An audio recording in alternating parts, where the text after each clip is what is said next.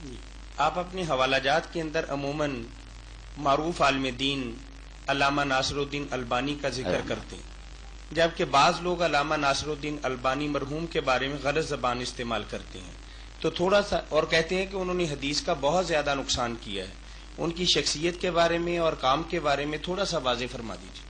نہیں، یہ ظالم ہے جو ان کے بارے میں بدزبانی کر رہے ہیں۔ ٹھیک ہے، وہ عالم ہی تھے، کوئی نبی نہیں تھے، نہ ان کا دعویٰ تھا، وہ اپنی غلطیاں بھی تسلیم کر لیتے تھے۔ جب بھی لوگوں نے توجہ دلائی کہ آپ کی تحقیق میں یہ خامی رہ گئی، اقرار کر لی، بلکہ شاگردوں تک کا انہوں نے اعتراف کیا، کتابوں میں لکھتے ہیں کہ اللہ اس کو جزائے خیر دے، اس نے مجھے توجہ دلائی، واقعی میرا خیال درست نہیں تھا۔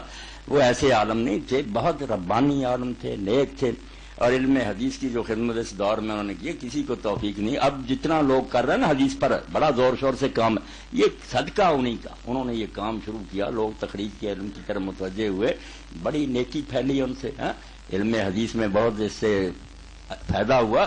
برا نہ کہیں ان کو، ایک عالم ہے، ان کا احترام کرے۔ باقی کون کہتا کہ ہر ایک رائے ہر ایک کی درست ہوتی ہے؟ کئی چیزیں نہیں بھی درست ہوتی، ہر شخص علم کی بنا پر کہہ سکتا کہ میں اس سے یہ اچھی سمجھتا۔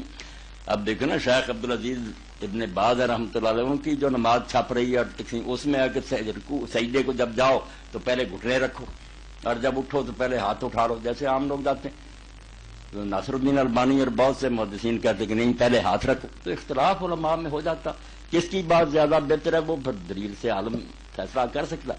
مگر برا کہنا، یہ کہنا کہ انہوں نے دین کو نقصان پہنچایا، کیا نقصان پہنچایا؟ صلاح بالکل یہ ظلم عظیم ہے۔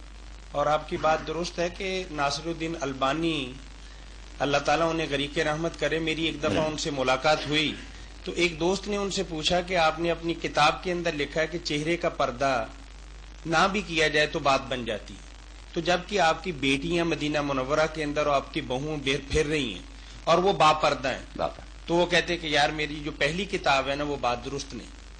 یہ شیخ نے مسجد نبوی کے اندر بیٹھے ہوئے یہ بات کہی کہ حجاب المرأۃ المسلمہ کے اندر جو بات میں نے لکھی ہوئی ہے میں نے اس سے رجوع کری، جبکہ میرا عمل جو ہے وہ اسی پر ہے جو مدینہ کے اندر آپ میری بیٹیوں کو دیکھ رہے ہیں۔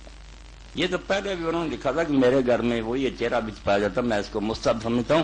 پھر جو کہتے ہیں کہ یہ لازم ہے، اس کا انہوں نے انکار کیا کہ اس کی کوئی دلیل نہیں ملتی کہ چہرہ چھپانا واجب ہو، مستحب ہے، اچھا ہے، صحابیات کرتی تھی، وہ سارے حوالے پہلے بھی دیے انہوں نے، مگر یہ بھی رائے ان کی درست نہیں، گھر سے باہر جب نکلے نا چہرہ چھپانا چاہیے۔ نہیں، انہوں نے بھی بعد میں اسی پر ہی اپنا فتویٰ دیا۔ میں مکہ معظمہ عمرہ کے لیے گیا تو اس وقت شیخ وائل تھے، تو وہ قرآن اکیڈمی کے ڈائریکٹر تھے، انہوں نے دعوت بھی کی، تو وہ یہاں بھی آتے تھے، ماموں کا دنیا جامعہ سلفیہ کے سالانہ جلسوں میں بلا لیتے تھے۔ تو انہوں نے کہا کہ میں بھی تھا مسجد خیر میں، بہت علماء جمع تھے، اور اسپیکر پر علامہ البانی صاحب سوالوں کے جواب دے رہے تھے، آئے ہوئے تھے، تو کسی نے کوئی پوچھا، انہوں نے جواب دیا، میں نے چیک بھیجی کہ آپ نے یہ نہیں صحیح کہا۔ ایک لمحہ کی دیر کے بغیر انہوں نے اسپیکر پر اعلان کیا کہ میرا بھائی وائل ٹھیک کہتا، میں غلطی کھا گیا تھا، میری نہیں وہ بات درست جو انہوں نے کہی تھی۔ ایسے نیک آدمی تھے، خواہ مخواہ لوگ برا کہتے رہیں تو ان کی اپنی یہ سمجھیں بدبختی ہے۔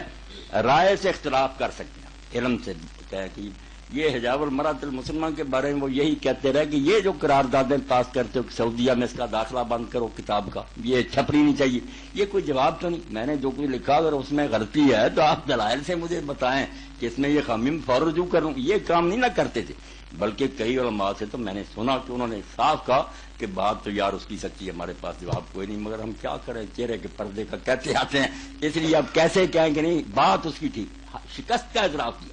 وہ تو میں نے کئی خطبے دیے ان کی پوری کتاب پر، ایک ایک ان کی دلیل کو لیا، کتابیں نکال کر دکھایا کہ یہاں سے انہیں لفظ ہوئی ہے، بات سمجھنے میں غلطی لگی، ورنہ وہاں سے نہیں نکلتا کہ عورتیں چہرے کا پردہ میں۔ بات علم سے ہونی چاہیے، احترام بھی ان کا ہونا چاہیے۔ جیسے ابن قیم رحمۃ اللہ علیہ فرماتے ہیں، دو چیزیں ان کو یک وقت سنبھالو، ایک تو علماء کے احترام میں کمی نہیں آنی چاہیے، اگر آپ اختلاف بھی کر رہے ہیں تو یہ نہیں کہ بے ادبی کریں، تو دوسری طرف مسئلے میں بھی مداہنت نہیں ہونی، مسئلہ وہی کریں جو آپ صحیح سمجھتے ہیں، مگر ساتھ احترام کریں، جو خلاف رائے والے علماء ہیں ادب کریں، وہ سلف ہیں، ان کی ذریعہ ہم تک دین پہنچا، کیوں بے ادبی کریں؟ بے ادبی کرنے والے لوگ کچھ نہیں فائدہ اٹھا سکتے، ان کا علم بھی بے برکت ہوتا ہے، اللہ بھی ناراض ہوتا ہے۔ احترام آپ علماء کا کریں، اختلاف کر لیں ادب کے ساتھ کہ اس کی بجائے میں یہ بات صحیح سمجھتا ہوں، اس کی یہ دلیل۔ بہت کام کیا، اللہ تعالیٰ نے جزائے خیر دے۔